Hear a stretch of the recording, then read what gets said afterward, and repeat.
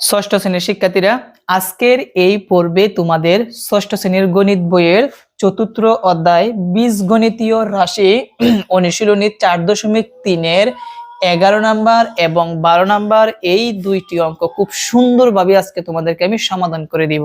তো সবাই সুন্দরভাবে খাতা কলম হাতে নিয়ে টেবিলের মধ্যে বসে পড়ো, আমার সাথে ক্লাসটা করো এবং খাতার মধ্যে লিখে নাও। আশা করি আমার সাথে যদি তোমরা সুন্দরভাবে ধৈর্য সহকারে আমার সাথে থাকতে পারো, তাহলে তোমাদের কোনো ধরনের প্রাইভেট টিচার লাগবে না। তোমরা একটু দেখো, তোমাদেরকে আমি একদম ইজি ভাবে এগুলা শিখিয়ে দিচ্ছি। 11 নাম্বারটা হচ্ছে এখানে যদি, এখানে কি বলছে, যদি স্কয়ার সমান X square plus Y square minus Z square, মানে স্কয়ারের একটা মান দেওয়া আছে, আবার বি স্কয়ারের একটা মান দেওয়া আছে, সেটা হচ্ছে y square plus Z square minus x square. C স্কয়ারের একটা মান দেওয়া আছে, C square plus z x square plus Z square minus Y square হয়, তবে দেখাও যে square plus B square plus C square equal to x square plus Y square plus Z square. অর্থাৎ আমাকে দেখাতে হবে বাম পক্ষ আমরা এমন ভাবে আমরা ইকুয়েশনটা করব যাতে ফলাফলটা আমাদের ডান পক্ষের সমান হয়। বুঝতে পারছো? তো দেখো, আমরা এখন সমাধান করব 11 নাম্বার থেকে। 11 নাম্বার থেকে শুরু করলাম। তো আমরা লিখবো সমাধান। সমাধান এখন কি কি দেওয়া আছে আমরা এগুলোকে লিখে নিই। লিখবো দেওয়া আছে, দেওয়া আছে। কি কি দেওয়া আছে? প্রথম দেওয়া আছে হচ্ছে স্কয়ার, তাহলে লিখবো স্কয়ার সমান X square plus Y square minus Z square. তারপর কি দেওয়া আছে? বি স্কয়ার সমান Y square plus Z square minus x square. তারপর কি আছে? সি স্কয়ার সমান, দিব সি স্কয়ার সমান X square plus Z square minus Y square. এটা হচ্ছে দেওয়া আছে। এখন আমাদের বাম পক্ষটা লিখবো। তো দেখো, লিখবো বাম পক্ষ। বাম পক্ষ, বাম পক্ষ সমান, বাম পক্ষটা হচ্ছে square plus B square plus C square. এটা হচ্ছে আমাদের কি বাম পক্ষ। এখন দেখো, আমি মানটা বসাবো, তোমরা নিচে সমান দিবা, আমি এখানে দিলাম। প্রথম হচ্ছে স্কয়ার, স্কয়ারের জায়গায় আমরা এই স্কয়ারের যে মানটা আছে মানটা লিখতে হবে। কি লিখতে হবে? স্কয়ারের যে মানটা আছে মানটা লিখবো। মানটা হচ্ছে x square plus Y square minus Z square. Okay, তাহলে আমাদের স্কয়ারের মানটা বসানো শেষ। স্কয়ারের পরে কি আছে? চিহ্নটা প্লাস আছে, তো দিলাম প্লাস। তো প্লাস থাকলে, যদি প্লাস থাকে তাহলে ব্র্যাকেটের ভিতরে মানটা লিখতে হয় না। যদি মাইনাস থাকতো এইগুলার মধ্যে আমরা ব্র্যাকেটের ভিতরে মানটা লিখতে হতো, মানে মানগুলা পরবর্তীতে চিহ্নের পরিবর্তন হতো। যেহেতু এখানে প্রত্যেকখানে প্লাস আছে, আমাদের ব্র্যাকেট দেওয়ার কোনো দরকার নাই।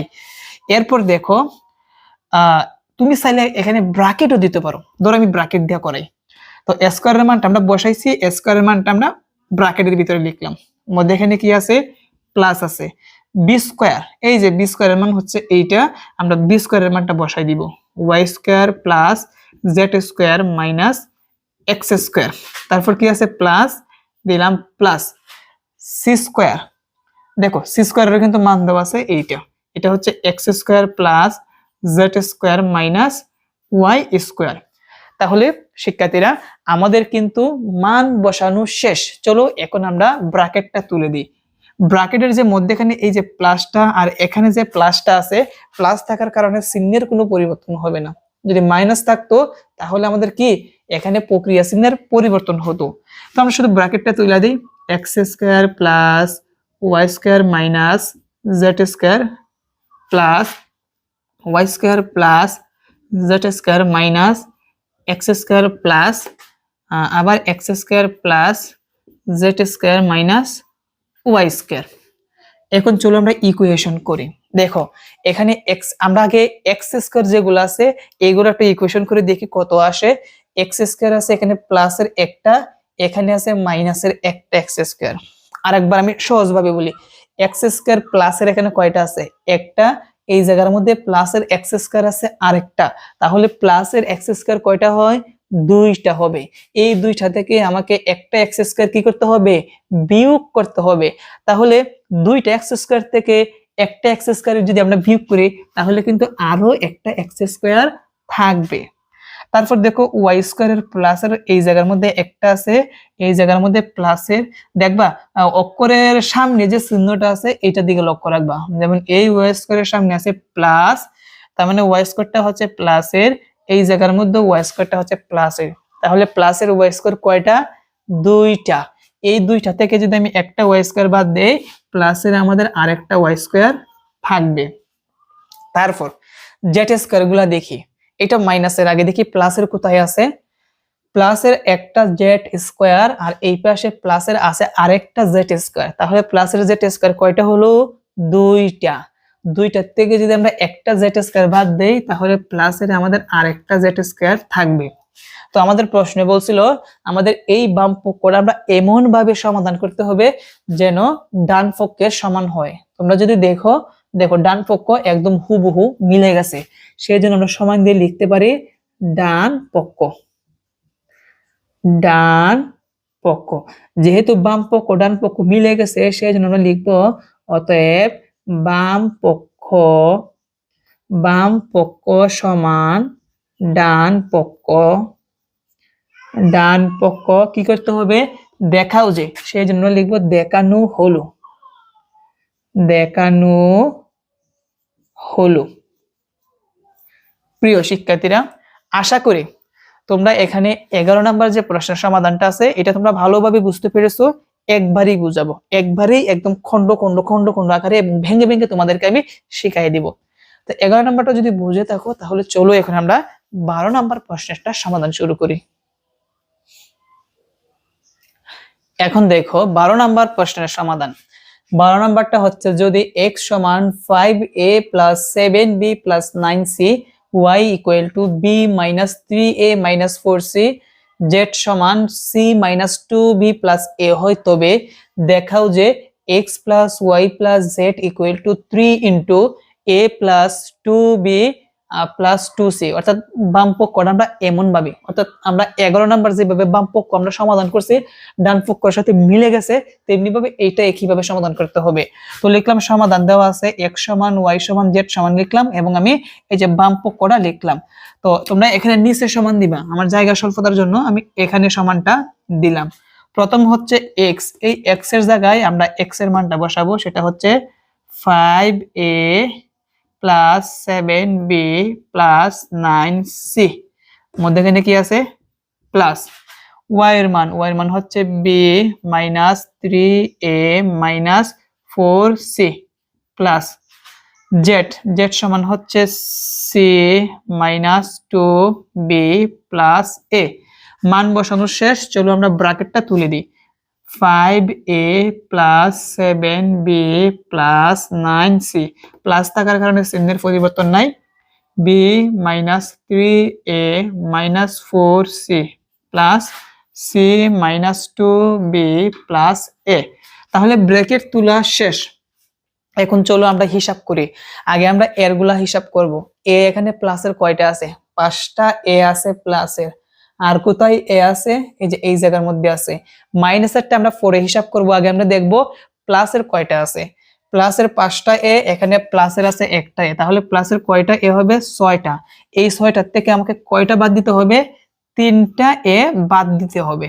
তো 6টার থেকে যদি আমরা 3টা এ বাদ দিই, আরো 3টা এ থাকবে, তাহলে আমরা লিখবো 3a।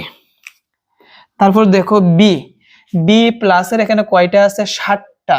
আর এখানে বি কয়টা আছে? এখানে প্লাসের বি আছে এখানে আরেকটা, তাহলে 60টা, এখানে বি আছে একটা, তাহলে কি হবে? 8b হবে। 8b থেকে কয়টা বি বাদ দিতে হবে? বিয়োগ করতে হবে 2টা বি বিয়োগ করতে হবে। তো 8টা বি থেকে যদি আমরা 2টা বি বিয়োগ দিই তাহলে কি হবে? 6b হবে। এটা কিন্তু প্লাসের বেশি, এই জন্য প্লাসের 6b। তারপর হচ্ছে সি গুলা দেখি। প্লাসের 9টা সি, আর এখানে প্লাসের আছে আরেকটা সি, তাহলে প্লাসের সি কয়টা হয়? 10টা সি হবে। 10টা সি হবে। আর মাইনাসের সি কয়টা আছে? 4টা, তাহলে আমরা লিখবো মাইনাসের সি লিখবো কয়টা? 4টা। এখন 10টা সি থেকে মাইনাসের 4টা সি বাদ দিলে প্লাসের আরো 6টা সি থাকবে। বুঝতে পারছো? তো আমি লিখছি প্লাসের 6টা সি, এখানে লিখলাম প্লাসের 6টা সি। তো আমাদের কিন্তু হিসাব করা শেষ।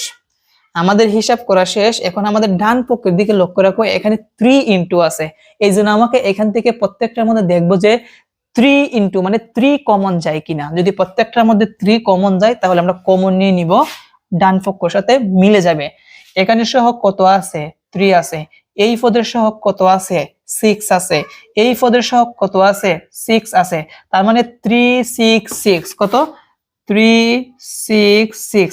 এই তিনটা সংখ্যাকে আমরা এমন একটি সংখ্যা নিব যাতে সবগুলাকেই একই সংখ্যা দ্বারা ভাগ করা যায়। তার মানে এখানে যে 3 6 6 আছে, এই তিনটা সংখ্যাকে 3 দ্বারা তিন সংখ্যাকে ভাগ করা যায়। যেমন 3 3 এর মধ্যে একবার যায়, 3 6 এর মধ্যে দুইবার যায়, 3 6 এর মধ্যে দুইবার যায়। যেহেতু 3 দ্বারা প্রত্যেকটাকে ভাগ করা যায়, সেই জন্য আমরা এখান থেকে কি কমন নিতে পারি? 3 কমন নিতে পারি।